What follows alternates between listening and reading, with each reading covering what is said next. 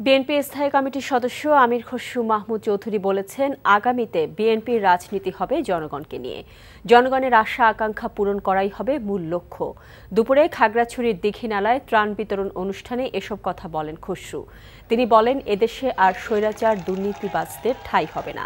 জাতীয়তাবাদী স্বেচ্ছাসেবক দলের কেন্দ্রীয় সভাপতি এস.এম. জিলানীর সভাপতিত্বে বক্তব্য রাখেন খাগড়াছড়ি জেলা বিএনপির সভাপতি ও সাবেক সংসদ সদস্য ওয়াদুদ ভূঁইয়া, স্বেচ্ছাসেবক দলের কেন্দ্রীয় সাধারণ সম্পাদক রাজীব আহসান। পরে বন্যায় ক্ষতিগ্রস্ত ৫০০ পরিবারের মাঝে ত্রাণ বিতরণ করা হয়। বিএনপির বাংলাদেশের রাজনীতি হবে বাংলাদেশের মানুষকে নিয়ে, বাংলাদেশের মানুষের প্রত্যাশা নিয়ে, বাংলাদেশের মানুষের আকাঙ্ক্ষা নিয়ে, বাংলাদেশের মানুষের সমস্যা নিয়ে, বাংলাদেশের মানুষের ভবিষ্যৎ নিয়ে।